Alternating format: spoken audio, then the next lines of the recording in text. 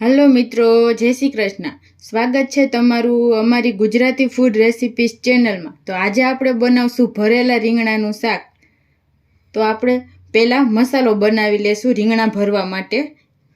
एना माटे मैं आ सींगना बिया छे 8 થી 10 जेटला, चवाणुं लीधुं छे, नीमक छे, धाणा भाजी छे, एक टमेटानी प्यूरी छे, लसणवाળી चटनी छे, खांडीने लीधी छे मैं, अने आ आपणा रेग्युलर मसाला छे ने तेल जोशे। અને આ રીંગણા છે એને મેં ધોઈને આવી રીતે કાપી લીધા છે। તો આપણે પહેલાં મસાલો બનાવશું રીંગણા ભરવા માટે। તો આપણે આને એક ખાંડણીમાં પહેલાં ખાંડી લેશું। તમે મિક્સરમાં પણ ભૂકો કરીને લઈ શકો છો। થોડા અધકચરા આપણે આને ખાંડી લેવાના છે।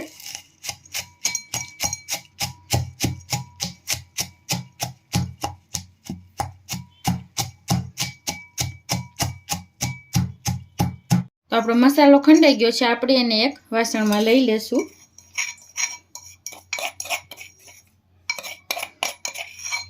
हवे आपणे आ રીંગણામાં કાપા પાડી લેશું।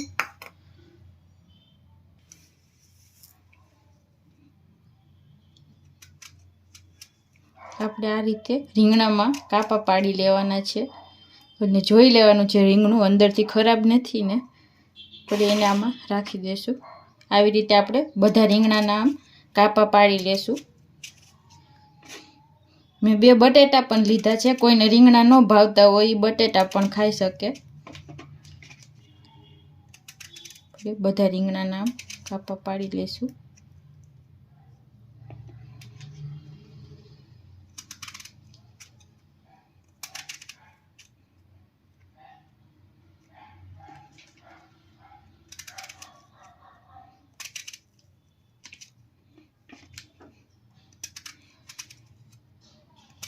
तो આપણે આ રીંગણાના કાપા પાડી લીધા છે અને બટેટાને આપણે આમ ટુકડા કરી લેશું। એકદમ મોટા ટુકડા જ રાખશું આપણે આને।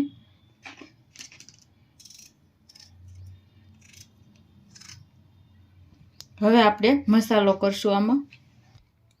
હવે આપણે આ ચવાણામાં લસણવાળી ચટણી એડ કરશું। આપણે 2 મોટી ચમચી ચટણી લીધી છે ખાંડેલી, તમે તમારું ટેસ્ટ પ્રમાણે તીખું લઈ શકો છો। આપણે મીઠું એડ કરશું આમાં સ્વાદ મુજબ, અડધી ચમચી મીઠું છે।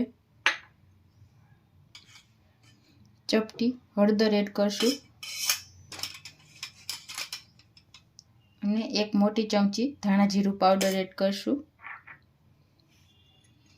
લીલા ધાણા છે થોડાક એ એડ કરશું। મિક્સ કરી લેશું બધું।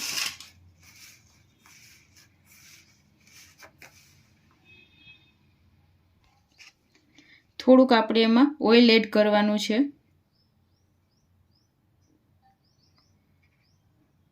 બે મોટી ચમચી તેલ નાખ્યું છે। બધું એકદમ મિક્સ કરી લેશું આપણે। જો તમને મીઠું ભાવતું હોય તો તમે આમાં 1 ચમચી ખાંડ પણ લઈ શકો છો।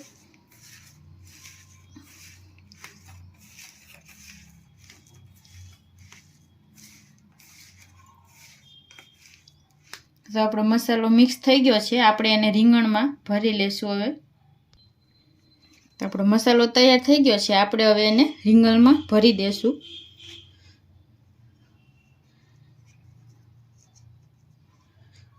એકદમ સરસ ભરી લેશું।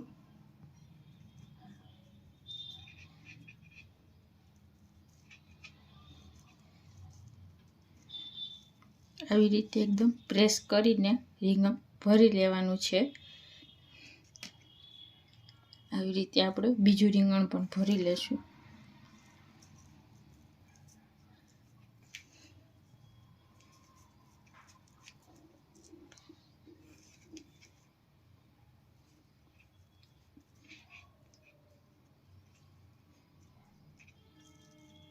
તો આવી રીતે આપણે બધા રીંગણ ભરીને તૈયાર કરી લઈએ।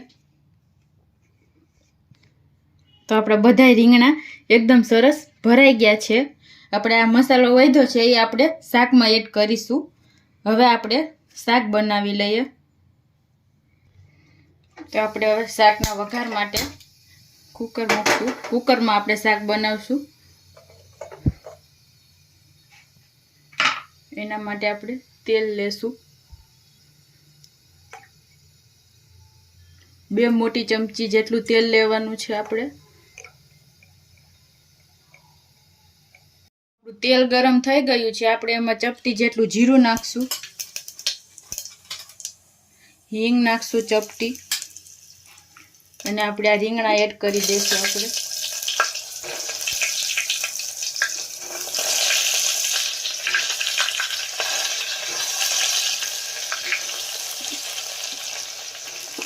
બટેટા પણ એડ કરી દઈશું. તેને મિક્સ કરી લેશું.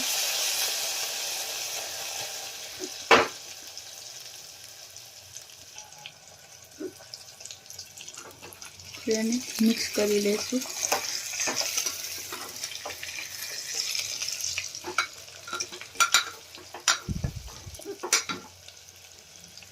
હવે આપણે આને ધીમા તાપે એકદમ સ્લો ગેસે આપણે આને થાવા દઈશું 5 મિનિટ એકદમ તેલમાં. તો આપણા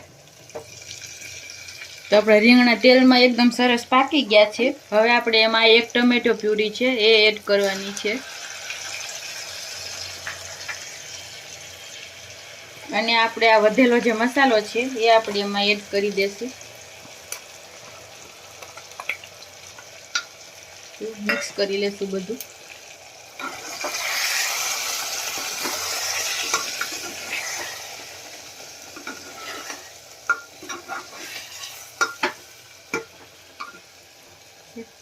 બે મિનિટ માટે આમ તેલમાં થાવા દેશું એને. હવે આપણે એમાં થોડું પાણી એડ કરવાનું છે.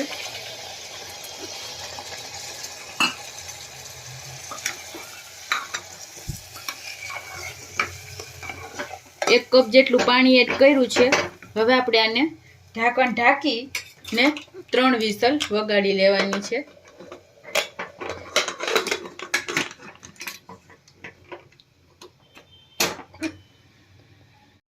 તો આપણે 3 વિસલ વગાડી લીધી છે શાકને. હવે આપણે ચેક કરી લેશું.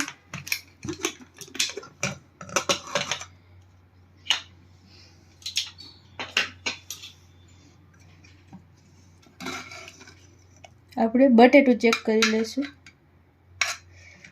તો આપણું બટેટું એકદમ સરસ પાકી ગયું છે. તો આપણું શાક તૈયાર થઈ ગયું છે. હવે આપણે એને સર્વ કરશું.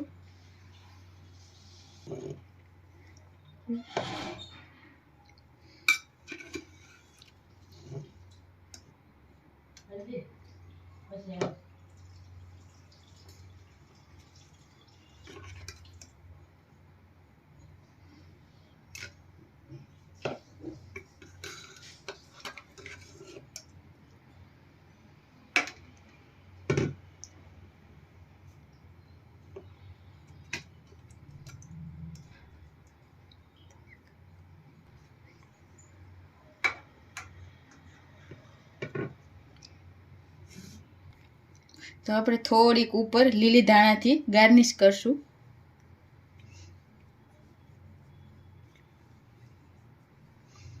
તો તૈયાર છે મિત્રો આપણું ભરેલા રીંગણા બટેટાનું શાક. તો તમને અમારો આ વિડીયો કેવો લાગ્યો જરૂર જણાવજો, અને આવા જ અવનવા વિડીયો જોવા માટે અમારી ચેનલ છે ગુજરાતી ફૂડ રેસિપીસ, તો એને સબસ્ક્રાઈબ કરજો. Thank you.